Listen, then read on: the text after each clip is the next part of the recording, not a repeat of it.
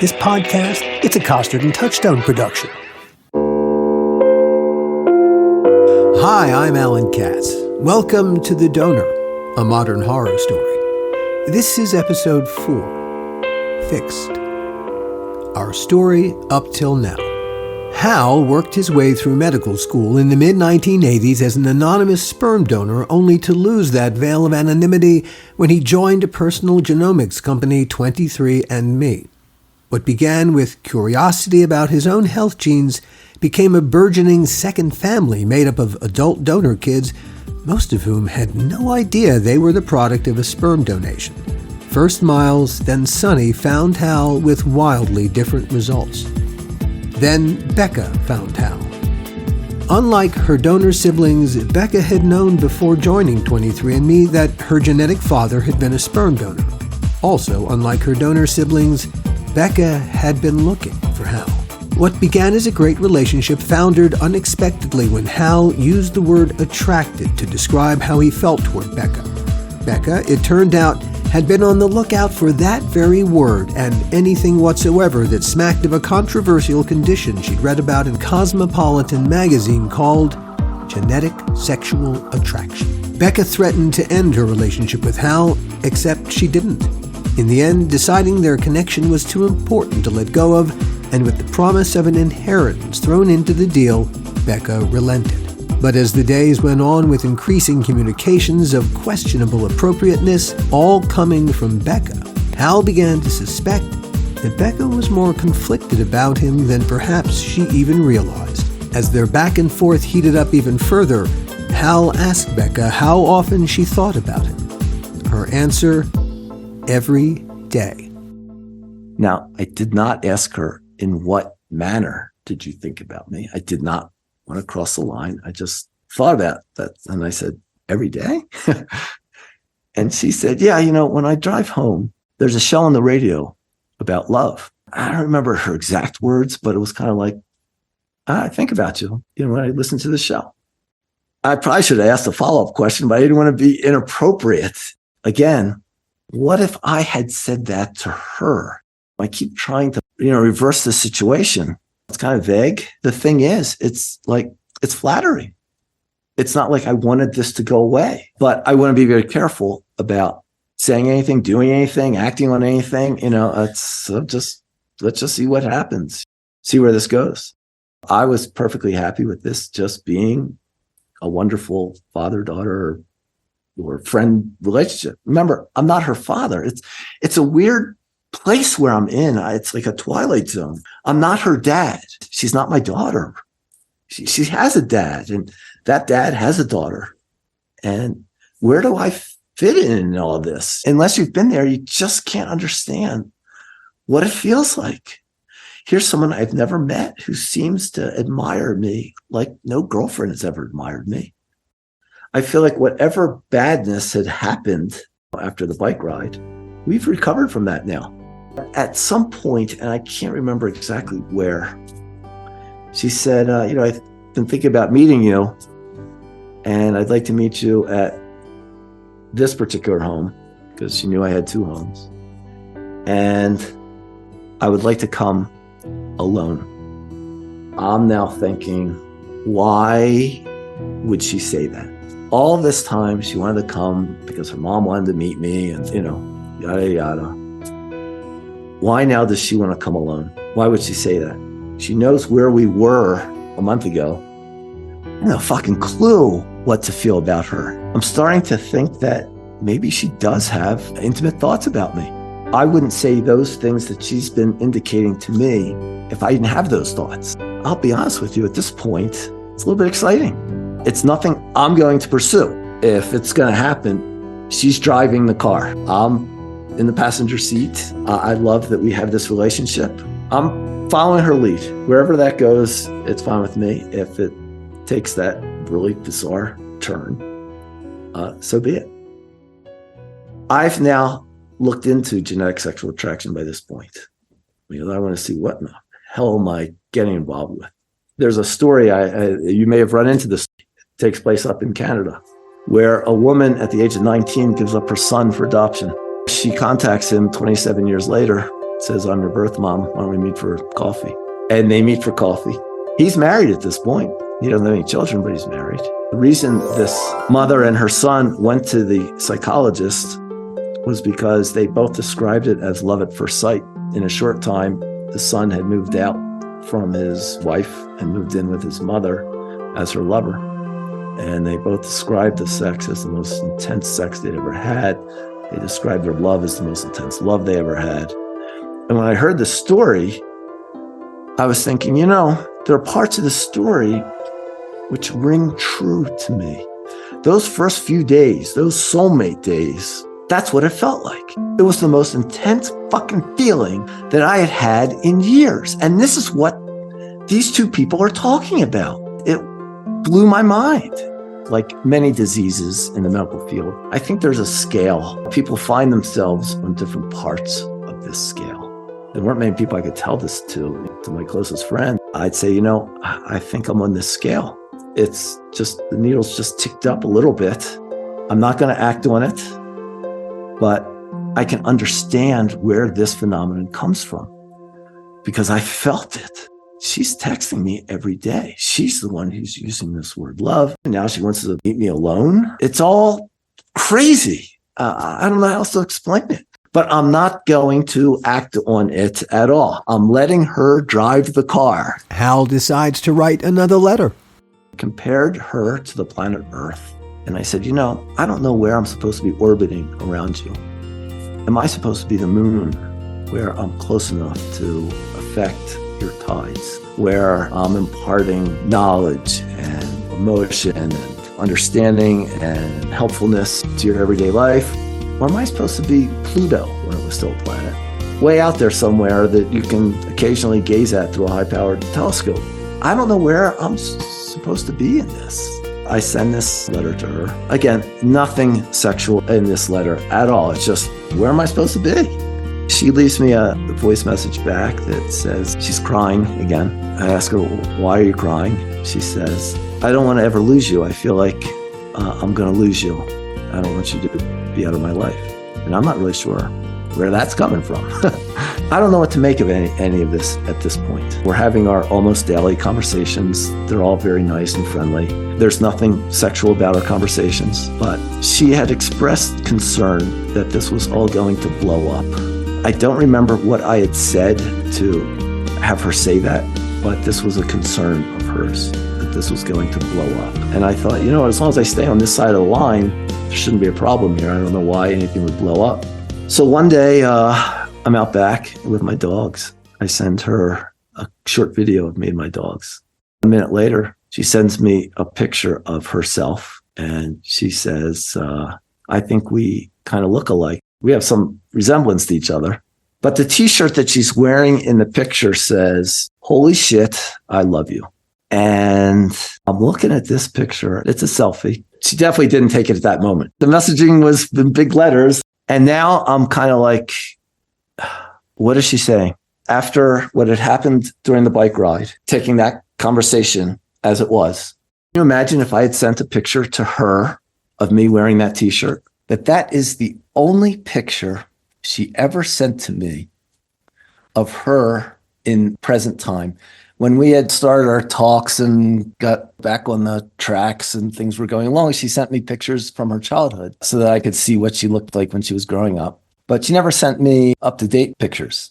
And I never asked for up-to-date pictures because I didn't want to do anything that might seem like it was crossing that line.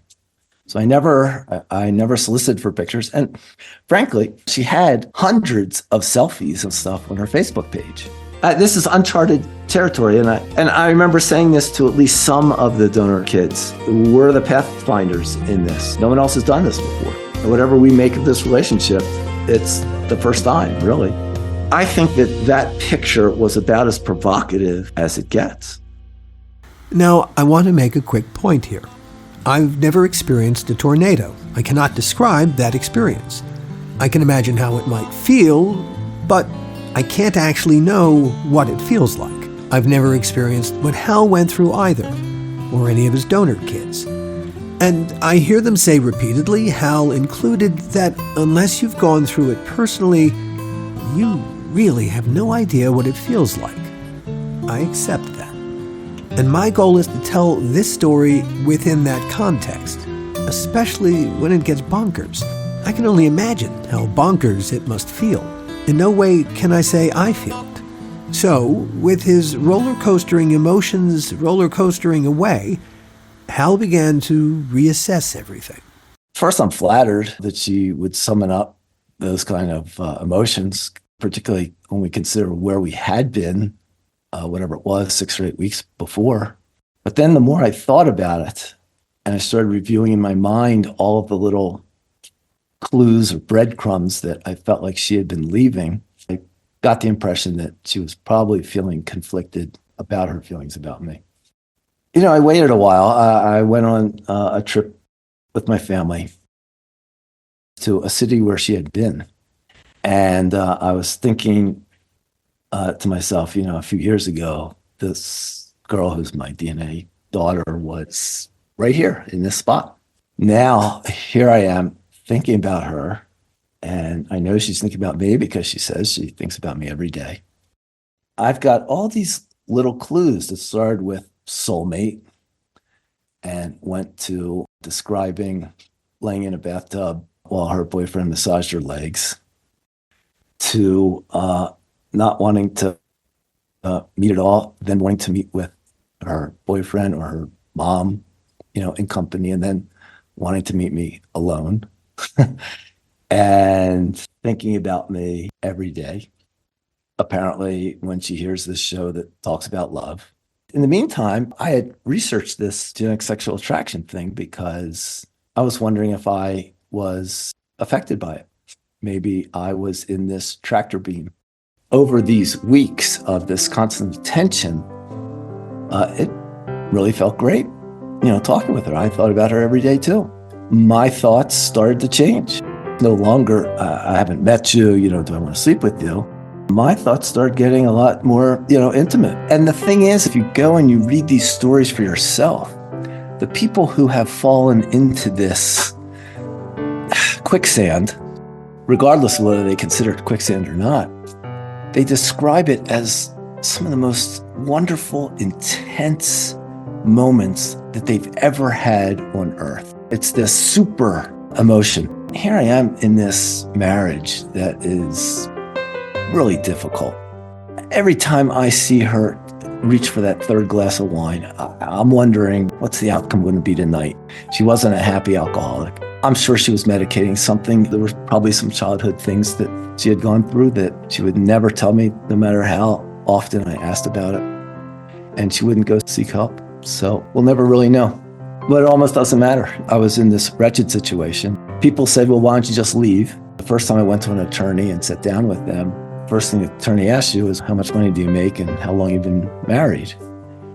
And I would tell them, and the first attorney said to me, well, this is what your alimony is going to look like for this many years. And I thought, I'll never escape jail if I do this. So I felt very, very trapped. And that's why I had my first affair. About Hal's affair. It lasted years, intermittent but steady. She was younger than Hal, pretty, intelligent, and creative, and interested in the same things he was. They met at a bookstore. I was over in the Game of Thrones section, or maybe she was there first. It's been a while. I love Game of Thrones, and there was this beautiful young woman in the Game of Thrones section. And, we just started talking, and we got very engaged. And it turned out that her life was just as fucked up as mine. Her father was not in her life. He was an alcoholic. Her mom suffered from early onset dementia, and she and her sister were taking turns taking care of her mom. She had a couple of dogs, one of whom was deaf and blind, and she was trying to put herself through school. She wanted to go to grad school. She was obviously having a lot of trouble navigating through life. Life's expensive. It was just a very natural conversation right there in the bookstore. We ended up going across the street for some sushi, and one thing led to another. Was there an age difference between you? Oh, yeah. Yeah. Roughly how much? 25 years. Was that the first time you had ever been with a woman that much younger than you? Yeah, because I'd been married for so long. It was wonderful. She was incredibly supportive. I filled her in on everything. She knew everything about my life, and she was able to tell me everything about her life. And so, as important as anything else that we did, it was having that friendship where we had someone that we could trust and someone who could help when she needed a new set of tires, to get back and forth to work. And she didn't have the money for it. It was easy for me to buy her new tires for a car. I financially helped her a little bit here and there whenever it was important. And frankly, I couldn't have cared less. She was there for me when I needed that support. But the intimate part of it ended. She really wanted to have a child. That was her dream. We even talked about whether I should be a donor for her in a sense, a live donor, because she knew the story and said, you probably have great sperm. She goes, I'm sure you have great DNA. You're tall, you're smart, and you're Jewish. So at this point in his romantic life, though his marriage was for all intents and purposes over, Hal's emotional needs were being met. The Beka buzz was different. Yes, it pushed a lot of the same buttons inside Hal's head, inside his emotions. But the Beka buzz pushed them in a very different way than anything he'd ever experienced before. And as much as he wanted to resist the buzz because of its inherent dangers, something about it simply would not be resisted. And that something was Beka herself, and what Hal saw as clear, persistent signs that she too felt a buzz. It seems like from these clues that I'm getting that she's thinking about it. I'm not saying that she was there having thought about it, that she was feeling conflicted. I really honestly felt that that's why I was getting these messages. When I had written that letter about where am I supposed to be in your life? Am I supposed to be in the moon, orbiting closely, or Pluto far away? And she's crying, I'm afraid I'm going to lose you, and da-da-da. Being conflicted in my mind kind of explained all of these things. What if Hal had sent Beka a photo of him where he wore a t-shirt that said what Beka said? Holy shit, I love you. I can't say for sure, but it wouldn't be surprising if it triggered Beka the way attraction and I don't know triggered her. Beka was a minefield that way. Did Beka choose the photo randomly? There were lots and lots of way less provocative selfies on her Facebook page. Or was Hal being hypersensitive to the t-shirt's message? Hal had put Beka squarely in their relationship's driver's seat, but he was confounded by her driving, even more confounded by what he suspected her destination might be. Confounded, yet compelled. And when I went away with my family on the trip, and I was up there sitting in a place where she had probably sat, I just said, you know what? I need to find a way to bring this to a head. Otherwise, this is just going to go on, and it'll be a lot of, I don't want to say sleepless nights, but I'll spend a lot of time thinking about this. One way or another, it would be nice to either put this aside for good and just move on as, the friends that we had become. And if not, then maybe we should talk about acting on it, because life is short. Dreams and our desires and our fantasies go away when we die. So what were you anticipating? I thought that if I laid out the case and said, this is a safe place for us to talk. If you don't have these feelings, it's fine. We'll just continue on. It's great. If you do have these feelings, though, then let's talk about it some more and what we want to do about those feelings. And I thought that would be a safe way to approach it. Throughout all of my experience with all of these, offspring, many of us made mistakes. And I still think in my mind, the biggest mistake of all was at this moment when I came to this conclusion that I needed to figure out what she was really thinking. I should never have gone there. I should have been the adult in the room because I was the only adult. And, retrospectively, it's so easy. But unless you have been there, unless you have felt the effects of genetic sexual attraction, as I'm sure I was in that tractor beam, on that scale, I don't know where I was on that scale, but it's really easy to judge. The fact that this person is your daughter, does that enter into the thinking in any way, shape, or form? It should have, but it didn't, because I never met her. It's not like I was molesting my 6-year-old or something. It wasn't a child. This was a 30-year-old fully grown woman. The piece of information that she is your daughter is simply a piece of information. Exactly. You have no connection to each other than the piece of information. It became kind of very clinical in a sense. She has a father. I'm not her dad. She's got a father. She's not my daughter. I have a son. I've never met this woman. I wasn't there to change her diapers or hold her hands while she twiddled her toes in the sand at the beach. I didn't hold her while she cried through her first boyfriend breakup. I wasn't that guy. I wasn't any guy at all. I wasn't even the guy who left the mom. Some fathers do. Girlfriend gets pregnant and they leave town. I wasn't anything like that. I was a test tube experiment in a sense. And so, I started seeing her a whole lot more as this desirable young woman and a whole lot less as my daughter. I mean, I've met so many people in my life whose fathers skipped out on them or disappeared, molested them even. I've heard all those stories. I wasn't even in that country. It was just so different, I thought. A quick refresher on genetic sexual attraction. In episode 3, I mentioned a woman named Barbara Gagnon. She's credited with coining the term genetic sexual attraction, though she says someone else actually did that. Gagnon, if you remember, gave up a son for adoption when she was a teenager. After meeting him again when he was an adult, Gagnon admits to falling romantically in love with him. It would have been sexual too had he felt the same way. He didn't. But Gagnon, regardless of who invented the term, became an advocate for people like her who'd experienced something intensely emotional and in some cases physical because of the deep genetic connection they shared with a stranger.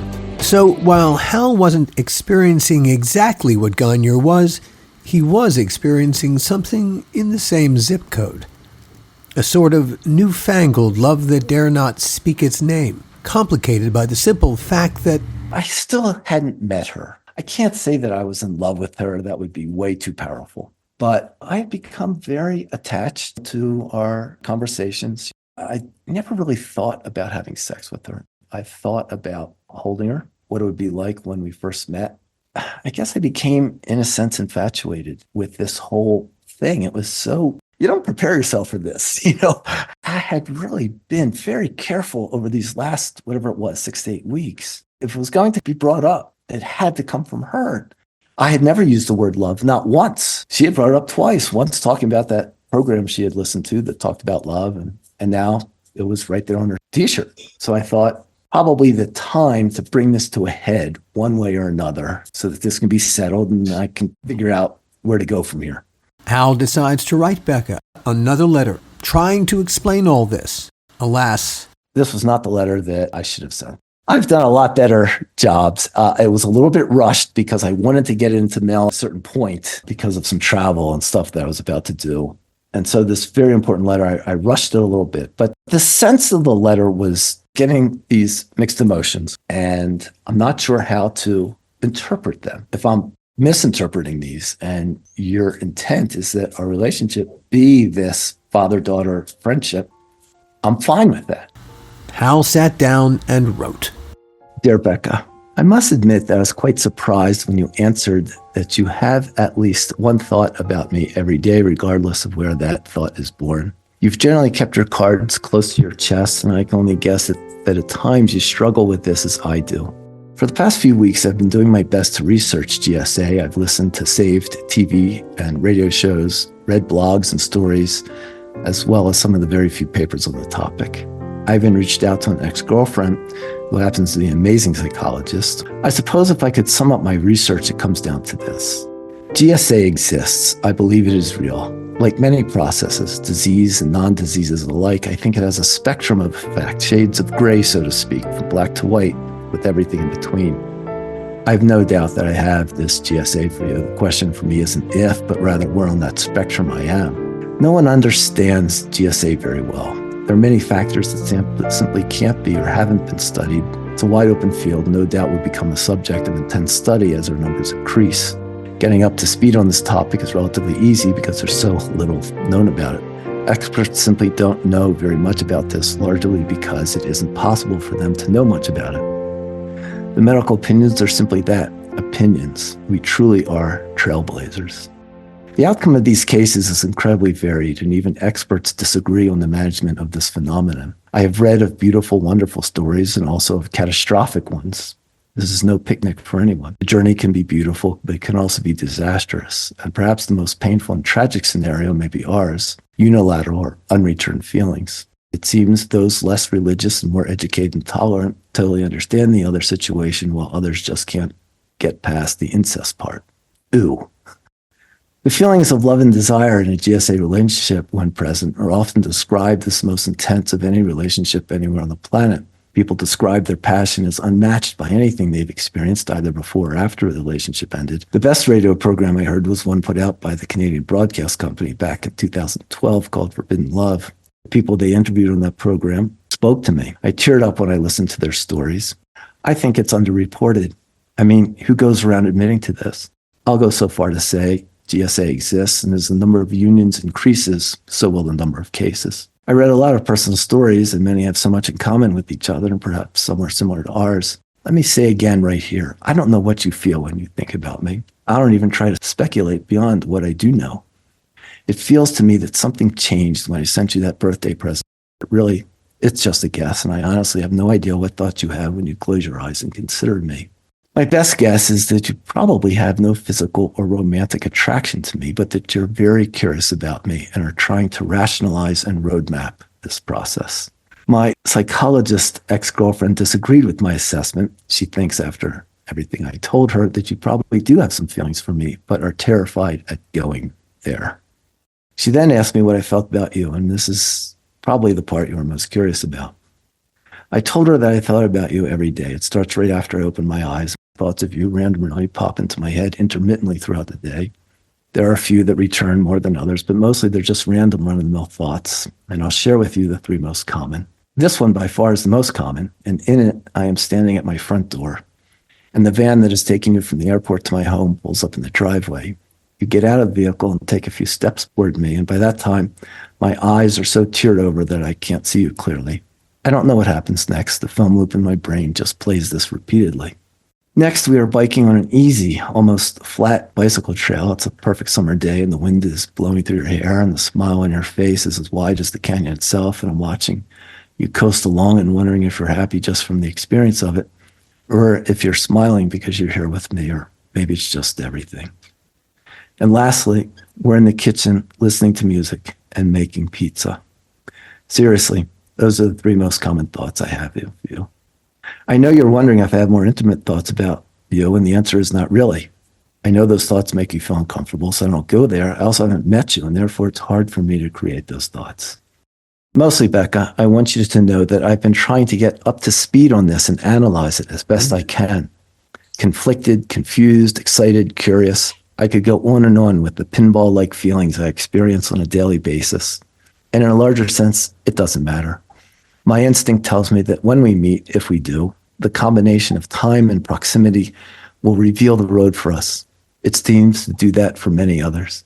Meanwhile, I will exercise patience. You have a lot in front of you these next few months, and I know you'll tell me if you need anything. Of course, I can't wait to meet you. Not to rush things, but simply rather impatient to selfishly figure out my own feelings about all of this. I'm aware this has been long-winded. We don't get much time to communicate, and this was a good time for me before my connection wings off to home. Very warmly, me. Now, you'll notice in there, I never mentioned sex. I never mentioned kissing, anything. There was nothing physical in that letter.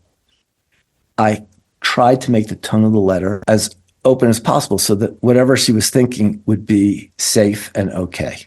I thought, all right, well, if she's feeling it, she'll let me know. If she's not, she'll let me know. We'll figure it out from there. I thought I'd hear back from her within a day or two at most. And those few days went by and I didn't hear a thing. And then a week went by and nothing. And another week went by and nothing. And At this point, I knew that it was not going to be good. Whatever was coming, going to be some sort of breakup note or relationship ending letter.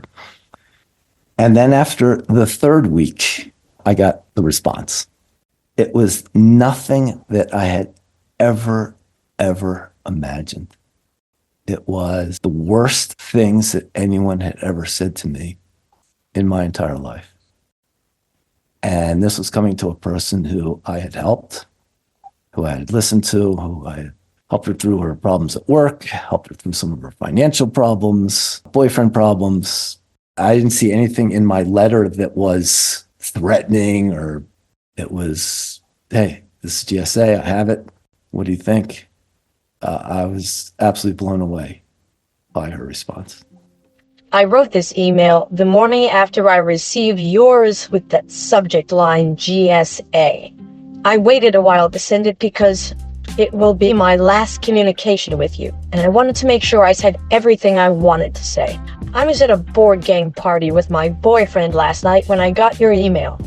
I took a break from playing to use the bathroom, and while I was there, I read your message. It was so difficult and heartbreaking to read that when I went back upstairs and rejoined the group, I had to make up an excuse to get out of there and go home. I wanted so badly to believe that I had somehow misunderstood your email, so I read it again when I got home, just to make sure I was totally clear on what you were saying. The message was just as revolting the second time. I want to be very clear with you. I have never been, and not now, and never ever will be attracted to you sexually, romantically, physically, or emotionally. Even if you weren't related to me, I wouldn't be attracted to you. I think you are an interesting person, but I'm about as attracted to you as you are to your own mother.